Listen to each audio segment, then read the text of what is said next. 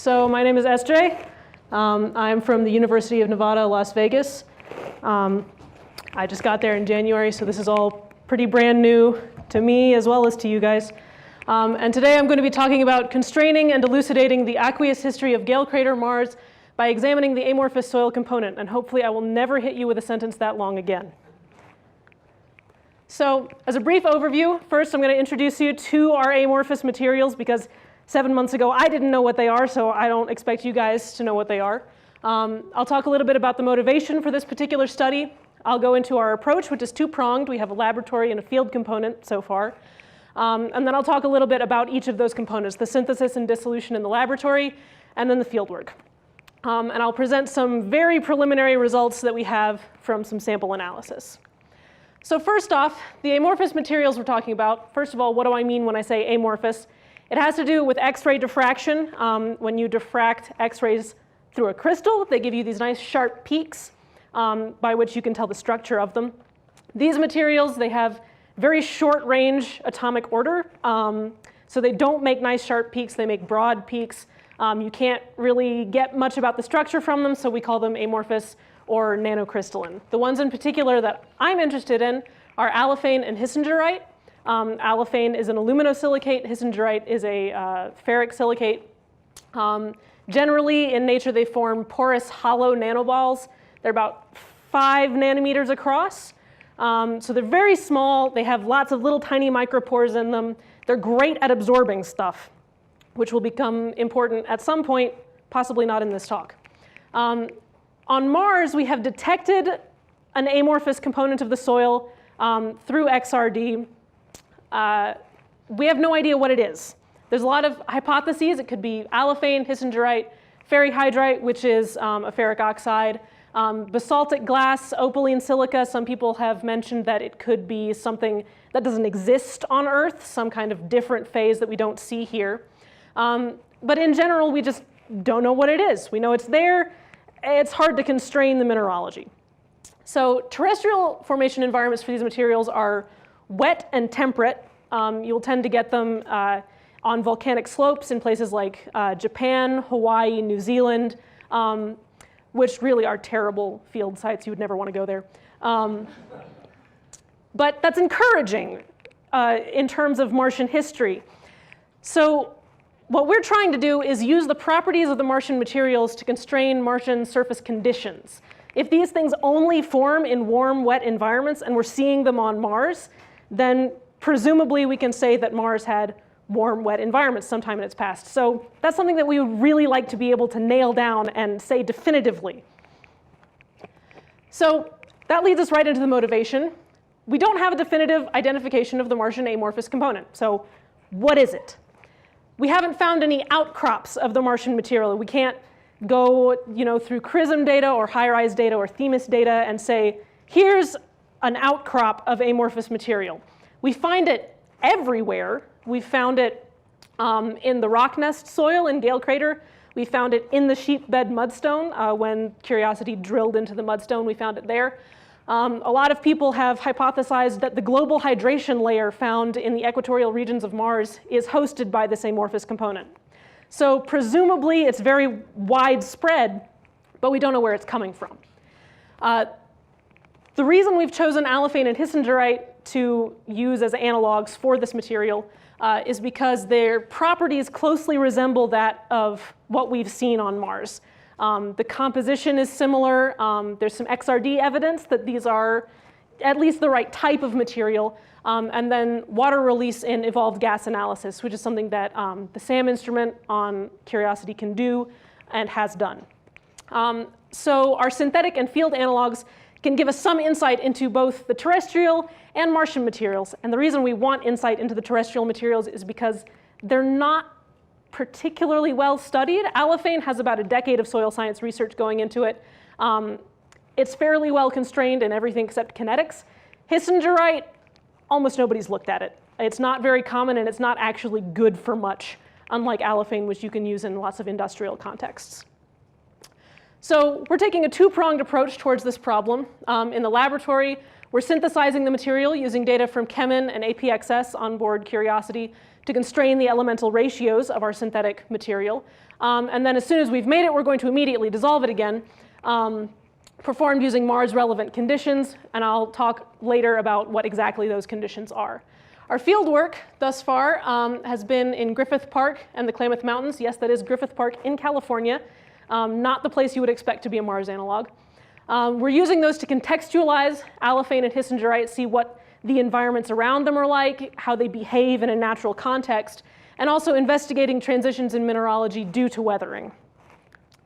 So synthesis, we synthesized 4 hydrous amorphous alumino or ferric silicates using the method of Baker and Strawn. I know there's a lot of colons on this page, don't worry about them. Basically, there's one that's just aluminum and silica in a 1-to-1 ratio. Allophane varies between about 1-to-1 and 2-to-1, with aluminum being more than silica in that 2-to-1. We did one where we replaced 1 out of 99 of the aluminums with an iron. We did one that was half iron, half aluminum, and all 3 of those were mentioned in the Baker and Strawn paper.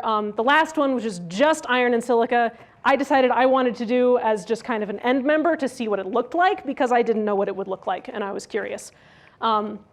So there's a lot of words on there. The things in quotes are what I'm going to be calling them, because it's what I've been calling them for 7 months. So it's a Solgel process. I don't know if any of you know what that means. I'm not entirely sure what it means.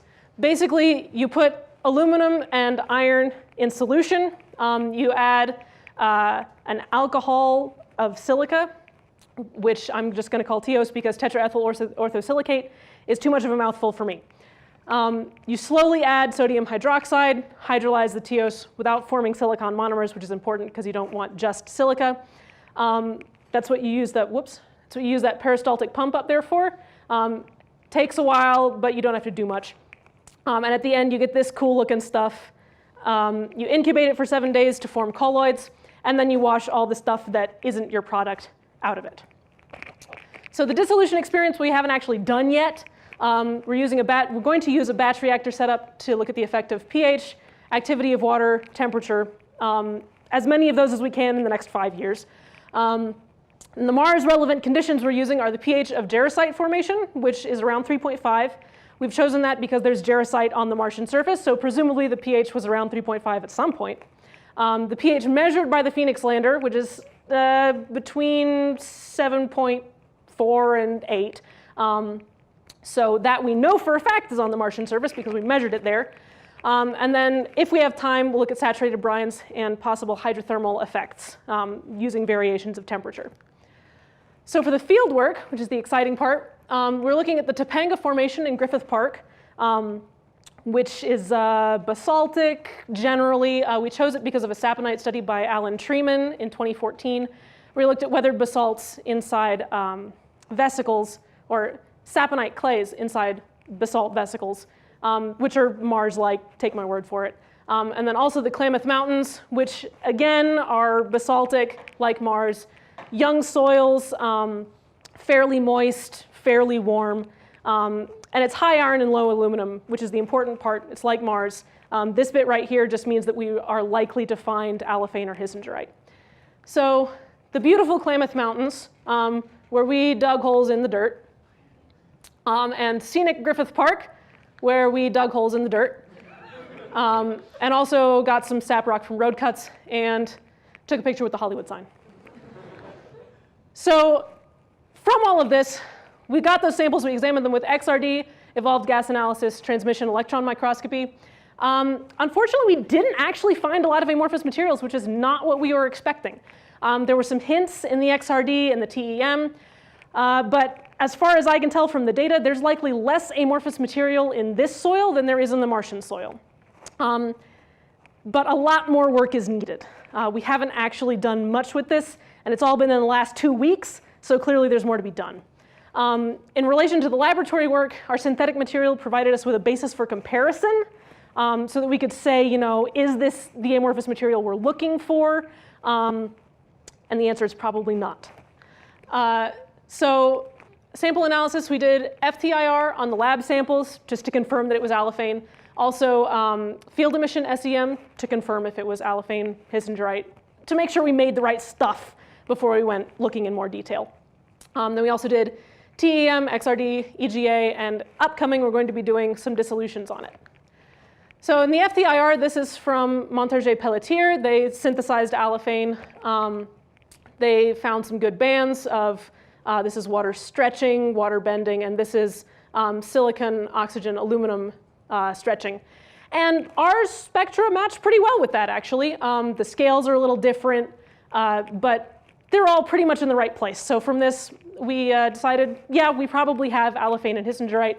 I'm not sure what this feature is, but it gets bigger the more iron you have. So that's something that I would like to look into in the future. Again, field emission electron microscopy. This is from Baker and Strawn. You can see they're kind of this fluffy stuff is probably nanoballs. Our stuff is also fluffy and likely has nanoballs. So from these two, we decided, yes, we probably made the right stuff. So then at JSC, where I was for the last 2 weeks, we examined stuff with transmission electron microscopy. Again, this is our stuff. This is a different study done previously. They match pretty well. This is a field sample. We looked through this field sample for 3 hours. This was the only grain we found that was non-crystalline. So that at least is saying something. It does not look like the rest of the stuff. So maybe not looking so good for the field samples. There's one at a more similar scale. So in the XRD, this is the ChemIn data. This is our data. This is reference for hissengerite. Again, our stuff looks pretty different.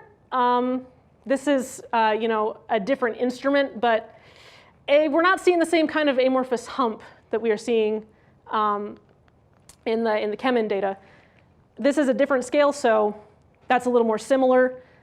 It's kind of hard to tell, but I'm not too sure. This stuff right here is promising. That means lots of small particles, as far as I can tell. So it definitely needs more work.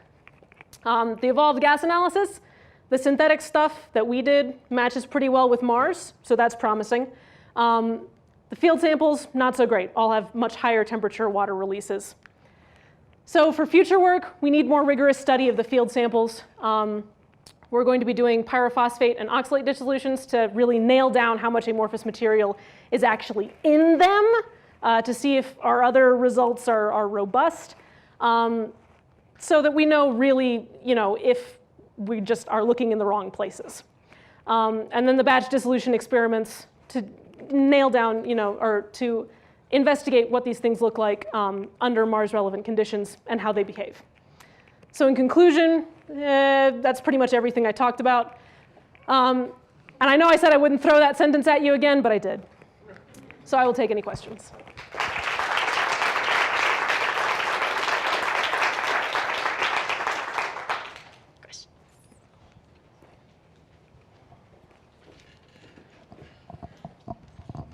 Two quick questions. First one, what XRD instrument are you using? We used a panalytical XRD instrument at JSC. We were going to use ChemIn, but ChemIn is down. You mean like a ChemIn testbed? Yeah, I'm assuming? ChemIn 4, which is, Okay. they have a clone at JSC, yeah. Okay, and then my second question is, since you didn't find a lot of allophane or hissengerite, in the site, do you have a backup field site that you guys are thinking about going to? Well, I was thinking about that, and I thought maybe New Zealand would be nice.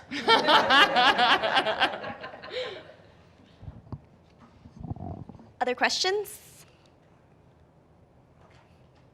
All right. Great. Thank you.